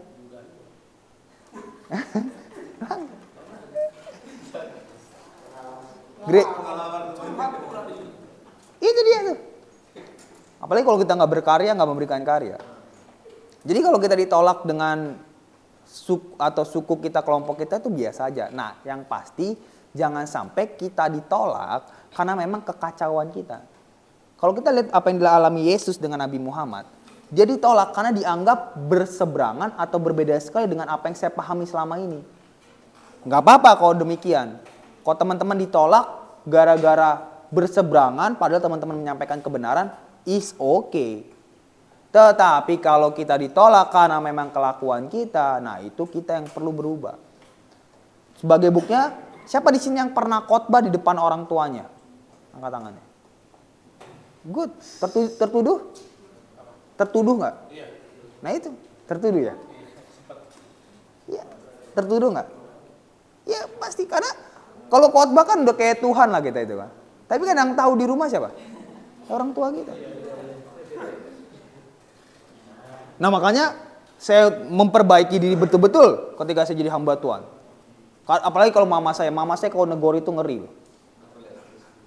Hanya 3 kata yang bisa membuat pendeta hamba Tuhan bertobat. Katanya gini, katanya hamba Tuhan. Udah tuh bertobat tuh. Iya, saya pernah capek banget waktu skripsian tuh. Udah capek banget mau ke kampus. Waktu mau ke kampus, hujan, bayangin. Udah bener-bener semangat nih kerjain skripsi nih. Hujan, balik lagi. Balik lagi basah kuyuk, laptop juga basah, buku basah. Kesel dong. Kesel, habis kesel rapihin. Nah lalu saya langsung mandi, tidur. Nah motornya saya taruh sembarang parkir. Nah mama saya udah minta, Anggi pindahin. Udah kesel, saya bukan malas karena kesel aja. Langsung, katanya hamba Tuhan. Siap mah gitu ya. Itu membangkitkan iman pendeta tuh. Ya langsung ya. Ya jadi ini pribadi yang sangat hebat. Dan akhirnya Nabi Muhammad banyak, setelah dia meninggal, banyak daerah-daerah provinsi lain ditaklukkan bukan oleh dia tetapi oleh pengikutnya. Nah ini saya makanya setuju secara, ya tentu tidak semuanya setuju ya. Tapi saya setuju dengan apa yang dikatakan oleh Karen Armstrong. Bahwa Nabi Muhammad adalah pribadi yang sangat lembut. Dia memiliki empati yang baik. Karen Armstrong, dia penulis buku Sejarah Tuhan. Dia mengatakan Muhammad memiliki kemampuan spektakuler dalam mempengaruhi ataupun menarik simpati orang lain. Bahkan lebih lanjut dia mengatakan demikian, bahwa apabila kita pemeluk Kristen mengalihkan perhatian kita, penilaian kita terhadap kekudusan para pendeta di gereja untuk sementara waktu. Jadi tutup dulu imanmu kepada Yesus, kepada hamba Tuhan. Kemudian mari kita fokuskan kepada sosok Nabi Muhammad yang sangat lembut berperasaan ini, yang penuh empati kepada sesamanya. Maka kita akan memberikan perhatian, bahkan sangat bangga kepada Nabi Muhammad ini. Dan itulah yang dipegang oleh orang-orang Islam. Makanya Anda boleh menghina Allah, tapi jangan hina Nabi kami. Toh yang di Perancis toh dipenggal kan? Ya. Karena Nabi Muhammad dihina. Sebenarnya icon, karena mereka kan nggak boleh muka nabinya kelihatan ya. Itu kekristenan kan juga mengalami itu juga. Kekristenan pernah di kekristenan Timur pernah juga ada kontroversi tentang icon. Gitu. Tetapi akhirnya icon itu diperbolehkan untuk menghayati. Tapi sebelumnya tidak dibolehkan. Nah sebenarnya Islam pun juga sama. Di Indonesia saja nggak boleh ada icon Nabi Muhammad. Tapi negara lain sebenarnya malah ada. Ya, di negara-negara Timur Tengah justru boleh untuk menggambar Nabi Muhammad. Kalau kita kan bebas banget kan. Kadang Tuhan Yesusnya berjenggot, kadang Tuhan Yesusnya keriting, kadang Tuhan Yesusnya pirang. Pokoknya suka-suka kita lah gambar-gambar Yesus kan. Oke, sebelum Itu silakan kamu siap-siap presentasi. Terakhir, Leo Tolstoy pun mengatakan, Muhammad Shallallahu Alaihi Wasallam. Udah bisa ya?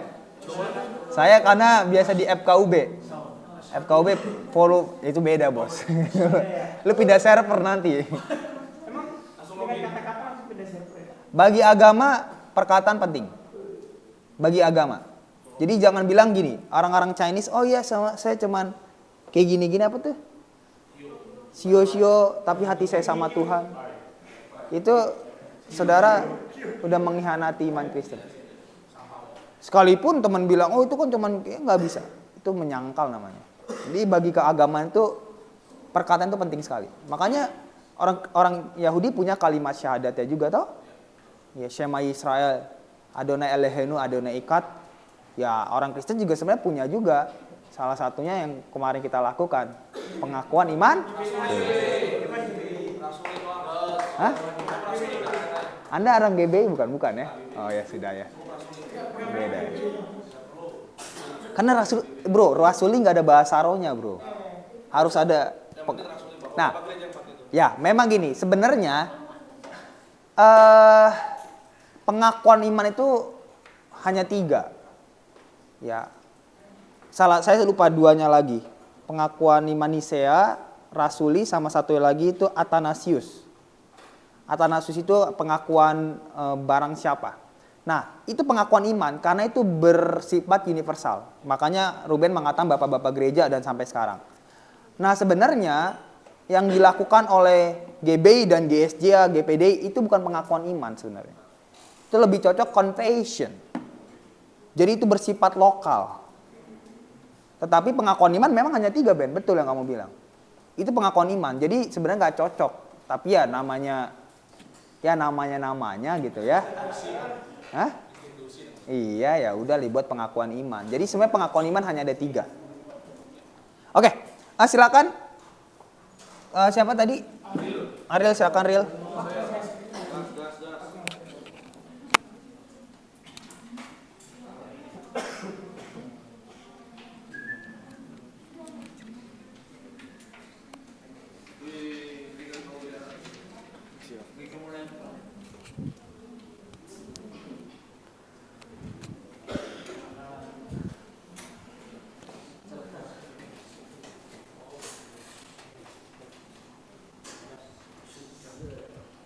Oke, salam semuanya.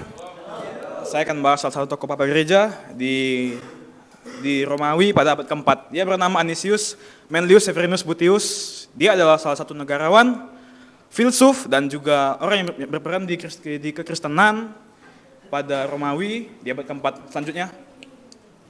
Jadi Butius ini dia lahir di kota Roma pada tahun 480. Butius ini lahir di keluarga Anisian kuno di Roma. Dia adalah salah satu anak orang terhormat di Romawi yang menjadi konsul pada tahun 487. Konsul adalah jenjang jabatan publik tertinggi yang tersedia bagi politikus di masa itu. Jadi dia ini dididik secara hati-hati dalam seni liberal dan filsafat. Kemudian pada fase keduanya, Butius menjadi konsul pada tahun 510 dan selama bertahun-tahun dia menjadi menteri utama Theodorik atau Magister Officerium. Nah, jadi di fase inilah dia aktif menulis berbagai macam buku-buku mengenai matematika, fisika, dan juga teologi. Kemudian di fase ketiga, dia dituduh sebagai pengkhianat lalu dibuang ke tempat pengasingan. Akhirnya Butius dihukum mati pada tahun 525. Selanjutnya, kemudian peran dalam kekristenan. Butius diakui sebagai martir untuk imam Katolik oleh Roman Martyrology. Upacaranya disediakan di Pavia dan di gereja Church of Santa Maria di Portico di Roma. Hari peringatannya adalah 23 Oktober. Dia dinyatakan sebagai santo oleh Sacred Congregation of Rites pada tahun 1883. Dan Paus Benedict ke-14 menjelaskan relevansi Butius terhadap pengajaran Kristen modern dengan menghubungkan nasihatnya dengan pemahaman hasrat ilahi atau providence. Selanjutnya, Butius menuliskan makalah teologi Kristen yang mendukung Katolikisme dan menentang Arianisme maupun bentuk-bentuk heterodoks lain dalam kekristenan. Ini adalah beberapa karya dia. Yang pertama adalah De Trinitas atau Trinitas. Yang kedua, apakah Bapa, Putra, dan Roh Kudus secara substansial diprediksi ilahi? Yang ketiga, quodomo substantiae. Yang keempat, de fide catholica, ini mengenai imam Katolik. Yang kelima, contra Eutychen et Nestorium, melawan Eutyches dan Nestorius, ini pada tahun 513. Selanjutnya, ini adalah beberapa kutipan dari Boethius yang kita kenal. Yang pertama, dia yang berbudi luhur adalah bijak, dan dia yang bijak itu baik, dan dia yang bahagia baik.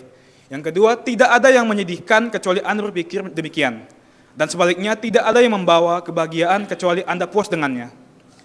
Yang ketiga, semua keberuntungan adalah keberuntungan, karena itu memberi penghargaan, mendisiplinkan, memperbaiki, atau menghukum, dan karenanya berguna atau adil.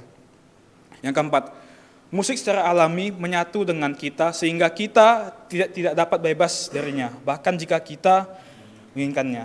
Next. Yang kelima, jika ada Tuhan, dari mana datangnya begitu banyak kejahatan? Dan jika tidak ada Tuhan, dari mana datangnya kebaikan? Yang keenam, kebajikan seseorang adalah semua yang benar-benar dimilikinya, karena tidak berkesan oleh perubahan nasib. Yang ketujuh, tidak ada yang menyedihkan kecuali Anda berpikir demikian. Yang kedelapan, dia yang dengan tenang mendamaikan hidupnya dengan takdir, bisa melihat keberuntungan di wajahnya. Yang sembilan, renungkan jangkauan dan stabilitas surga, dan akhirnya berhenti mengagumi hal-hal yang tak berharga.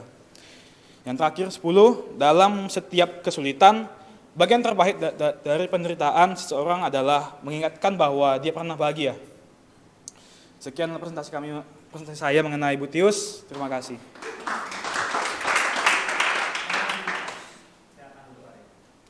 Oke, tambahan dari saya, teman-teman tahukah ada satu pemahaman bahwa hidup ini seperti roda? Ya, Boethius lah yang memaparkan itu. Jadi dia ajaran roda Boethius. Dan ini sebenarnya mulai banyak di abad pertengahan, dan memang dia kan udah mau memasuki abad pertengahan, banyak dipegang. Untuk sebenarnya menyeimbangkan. Tujuannya baik, tujuannya baik untuk menyeimbangkan bahwa di balik kesulitan kamu itu, kamu akan mendapatkan kebahagiaan. Tapi jangan sombong. Kalau kamu itu orang kaya, mewah, kamu akan mengalami kehancuran. Jadi si Boethius inilah yang memiliki pemahaman itu, teman-teman. Kita megang itu? Enggak. Tapi saya jatuh. Alkitab mengatakan justru di dalam kelemahan mula kuasa Tuhan menjadi nyata. Jadi kalau teman-teman kalau tahu di rumah sakit itu ada yang kayak gini-gini kan. Apa tuh yang jantung, detak jantung. Kita emang gitu-gitu, tapi kita gini. Nah, jadi naik ya. Oke. Ariel, karena kamu itu silakan pimpin doa. Ada yang mau nanya sama Ariel? Kapan Ariel akan konser lagi? Oh, kamu mau nanya, silakan.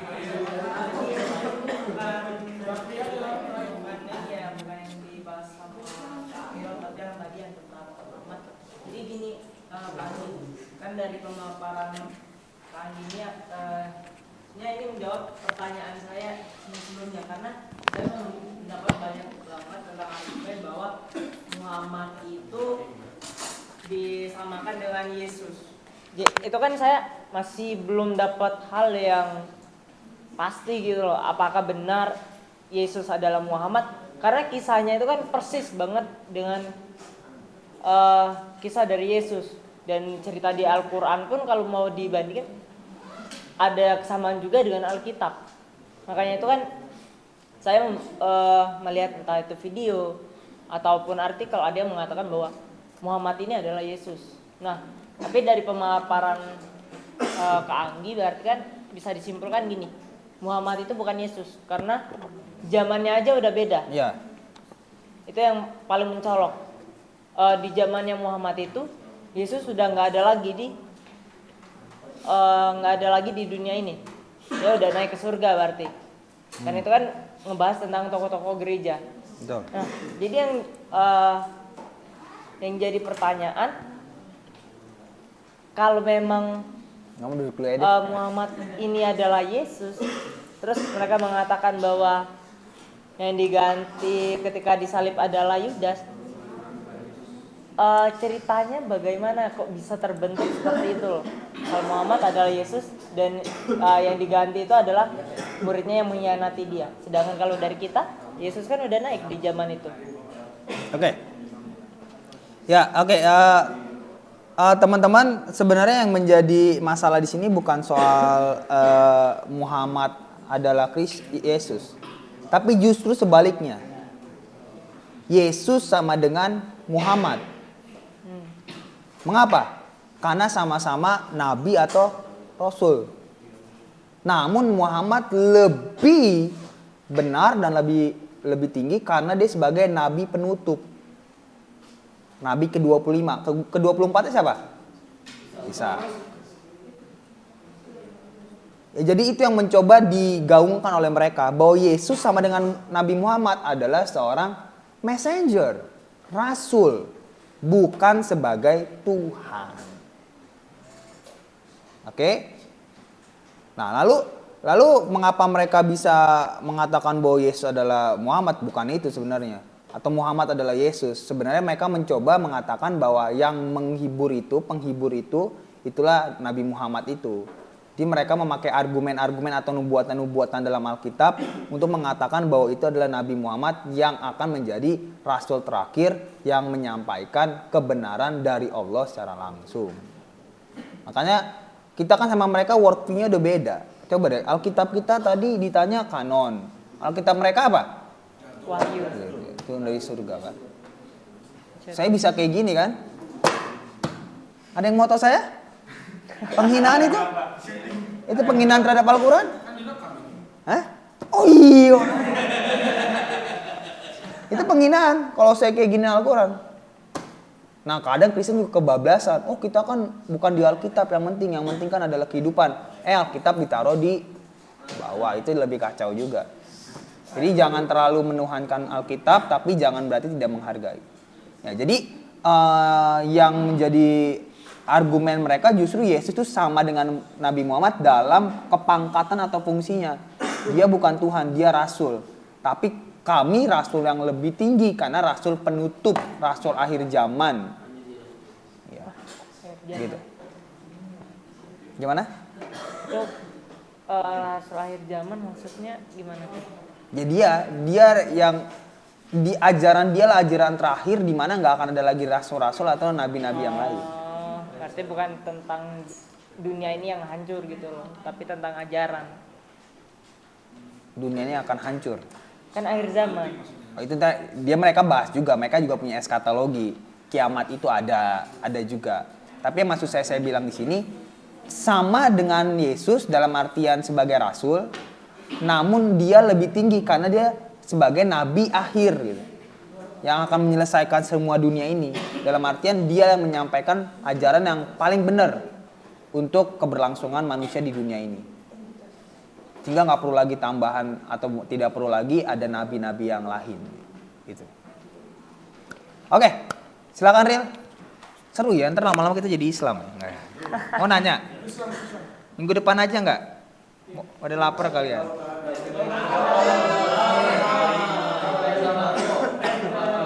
Saya tahu, saya ngerti sih teman-teman karena memang di STT Battle nggak boleh lagi belajar Islamologi gitu. Karena depan ini kan jadi supaya aman lah gitu. Kita nggak ada Islam. Ada? Nggak ada kan? Hah? Kalian paling TA-nya teologi agama-agama paling Hindu Buddha sama agama suku. Ya kan? Agama suku Murba kan? 3 itu. Karena udah sama yang sana lah. Gitu. Di sini Islamologi enggak ada gitu. Oke. Silakan Ariel. Oke, mari kita berdoa. Tuhan, terima kasih Tuhan untuk berkat mengerti Bapa. Kami telah selesai kelas kami Tuhan. Tuhan, biarlah ilmu yang diberikan oleh dosen bisa kami gunakan dalam kehidupan kami Tuhan. Tuhan akan periksa, sertai kami sampai ke tujuan dengan selamat Tuhan. Haleluya. Amin.